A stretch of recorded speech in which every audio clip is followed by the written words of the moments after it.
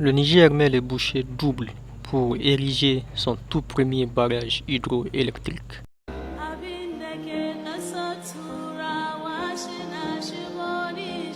Au milieu des bruits de chantier, des soldats armés au poing veillent sur les ouvriers qui s'activent.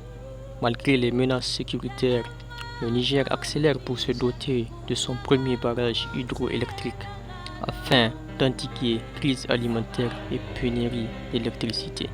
Au fond d'un énorme cratère creusé à la dynamite, les pelleteuses brisent des blocs de granit. Ici, c'est un important bras du fleuve qui a été asséché et c'est ici que sera érigée la digue de barrage de 28 mètres de haut. On avance bien, lance un ingénieur chinois, casque vissé sur le crâne. Dans cet immense pays aux 2 tiers désertique, le rêve de ce barrage de Kandaji sur le fleuve Niger dans l'extrême ouest du pays ne date pas d'aujourd'hui. Dans les années 1970, après une terrible famine, le général président Seyni Kounché avait nourri le projet de doter le pays d'un barrage hydroélectrique de grande envergure. Et tous les chefs d'État qui lui ont succédé ont fait de cette infrastructure une priorité, mais le barrage n'a jamais vu le jour. Une première pierre a été bien posée en 2008 sous la présidence de Mamadou Tanja, mais l'instabilité politique des années qui ont suivi a mis un coup d'arrêt au projet. D'abord confié à la société russe, les travaux sont désormais opérés par l'entreprise chinoise Gezuba Group Company Limited.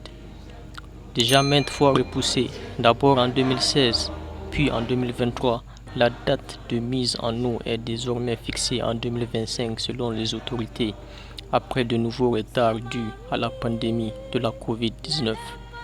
Ce projet pharaonique de 740 milliards de francs CFA, soit 1,1 milliard d'euros, avec une digue de 28 mètres de haut et 8,5 km de long, aura une capacité de retenue de 1,5 milliard de mètres cubes. 50 000 personnes devraient en outre être déplacées, mais 7 000 ont déjà été relogées, assure l'agence du barrage de Kandaji. À présent, tous les obstacles sont levés, tous les problèmes de financement sont réglés. Dans quelques mois, vous trouverez un ouvrage qui est en train de prendre forme, a assuré Mohamed Bazoum, le président nigérien qui a visité le site en mi-septembre. Il y a 7 ans de cela, j'étais sur ce site et j'étais reparti dessus, mais aujourd'hui, je repars très satisfait des progrès accomplis, constatait Amin Ousmane Diagana, le vice-président de la Banque mondiale pour l'Afrique de l'Ouest, qui assure un quart de financement.